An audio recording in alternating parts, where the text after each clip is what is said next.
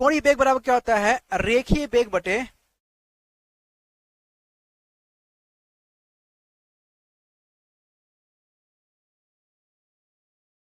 क्या होता है आपका, त्रिज्या होता है। क्या होता है, रेखीय वेग बटे त्रिज्या होता है। अब त्रिज्या एक तरह का क्या है, एक तरह का मीटर में हो सकता है ना। त्रिज्या क्या हो सकता है, एक तरह का मीटर में हो सकता है। तो यहाँ पे हम क्या दिखाएंगे, रेखीय वेग बराबर क्या होता है, इसका वेग है एक तरह का, क्या है ये, एक्सेलरेशन है। ठीक है, एक तरह का क्या है, एक्सेलरेशन है। यानी जो आपका यहाँ पे दे रहा है कोणीय वेग यानी एंगुलर वेलोसिटी, ये क्या है आपका एंगुलर वेलोसिटी है। ये क्या है आपका, है ये आपका एंगुलर वेलोसिटी है।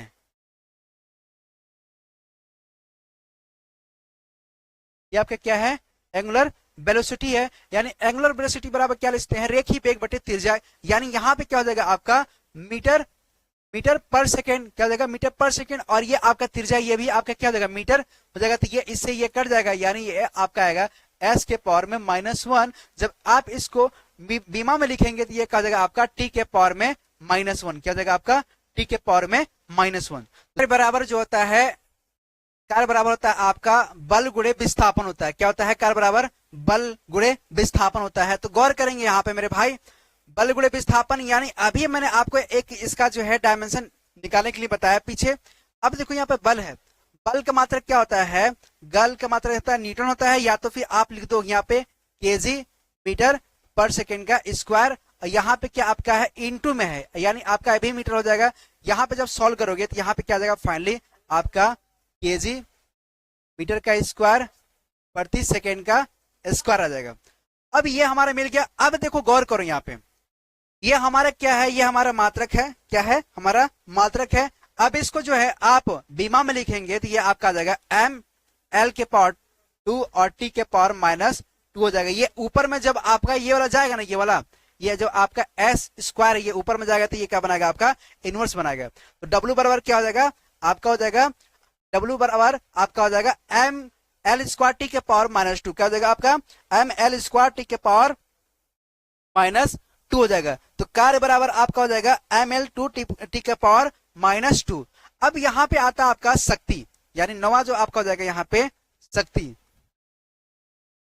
शक्ति शक्ति P बराबर क्या होता है, ये आपका W/T होता है। अब यहाँ पे गौर करना, शक्ति P इक्वल टू क्या होता है, W/T होता है। क्या होता है, W/T होता है। यानी अभी मैं आपको W का जो है मात्रक बताया, क्या बताया, यहाँ पे F इंटू D होता है और नीचे क्या है आपका T है। यानी ये आपका हो जाएगा यहाँ पे केजी मीटर पर सेकेंड स्क्वायर इंटू यहाँ पर मीटर हो जाएगा, इंटू में गौर करना यहाँ पे।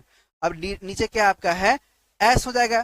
ठीक है, क्या हो जाएगा आपका S हो जाएगा। थोड़ा सा छोटा मैं करता हूं ताकि और इसको बेहतरीन तरीके से समझाया जा सके। गौर करना यहाँ पे, और गौर करना यहाँ पे, इसको हम थोड़ा सा छोटा करते हैं ताकि और भी आप इसको अच्छे से समझ पाओ। अब सुनो, अब देखो जैसे यहाँ पे लिखा हमने, जब इसका मैं बीमा लिखूंगा यानी इसका जो है हम डायमेंशन लिखेंगे तो ये क्या हो जाएगा आपका MLT के फॉर्म में, यह हो जाएगा आपका M।